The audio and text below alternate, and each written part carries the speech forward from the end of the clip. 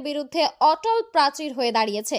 বিশ্লেষকদের মতে এই অদৃশ্য কিন্তু শক্তিশালী সমর্থনে ইরানকে অসীম আত্মবিশ্বাসী বলীয়ান করে তুলছে। সরাসরি যুদ্ধে না জড়িয়েও প্রযুক্তি, অর্থনীতি আর কূটনীতির এই গোপন রসায়ন কি তবে মধ্যপ্রাচ্যের এক নতুন বিশ্বজোটের ইঙ্গিত দিচ্ছে?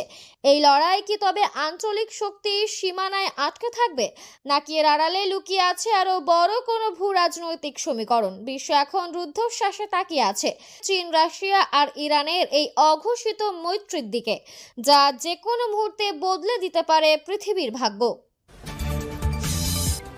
ইরানের সর্বোচ্চ নেতা আয়াতুল্লাহ আলী খামেনির মৃত্যুর পর ট্রাম্প আর নেতানিয়াহু ভেবেছিল এবার হয়তো ইরানকে দখল করা সহজ হবে, কিন্তু তাদের সেই আশায় ছাই দিয়ে নতুন নেতা হিসেবে মোস্তাফা খামেনির অভিষেক পুরো সমীকরণ পাল্টে দিয়েছে।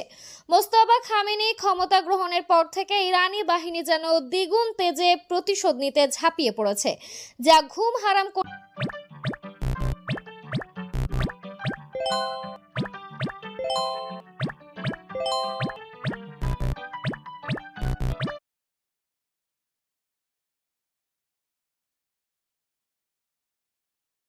ঘোষণা দিয়ে ইরানের পাশে দাঁড়িয়েছে ড্রাগন সাম্রাজ্য চীন। বেইজিং সাফ জানিয়ে দিয়েছে মোস্তাফা খামেনির নিয়োগ সম্পূর্ণ সংবিধান সম্মত এবং ইরানের অভ্যন্তরীণ বিষয়ে ট্রাম্পের কোনো হস্তক্ষেপ তারা বরদাস্ত করবে না।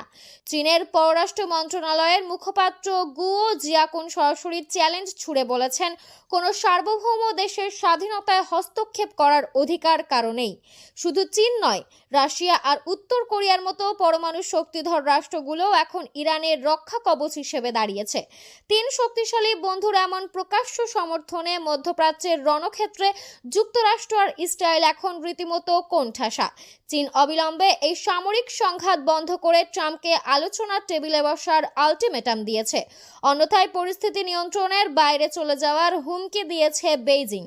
হামলা পাল্টা হামলার এই বৃত্তে ইরানকে হারানো এখন ট্রাম্পের জন্য এক দুঃসাধ্য মিশনে পরিণত হয়েছে। পরাশক্তিদের এই মুখোমুখি অবস্থান কি তবে এক ভয়াবহ বিশ্বযুদ্ধের সংকেত দিচ্ছে? মোস্তাফা খামেনির নির্দেশে ইরানি বাহিনীর এই মরণপথ লড়াই আর চীনের এই কঠোর অবস্থান কি শেষ পর্যন্ত ওয়াশিংটনের দম্ভ চূর্ণ করে দেবে? পুরো বিশ্ব এখন তাকিয়ে আছে মধ্যপ্রাচ্যের এই আগ্নেয়গিরির দিকে, যা যে কোনো মুহূর্তে বিস্ফোরিত হয়ে তছনছ করে দিতে পারে বর্তমান বিশ্ব ব্যবস্থাকে। মধ্যপ্রাচ্যে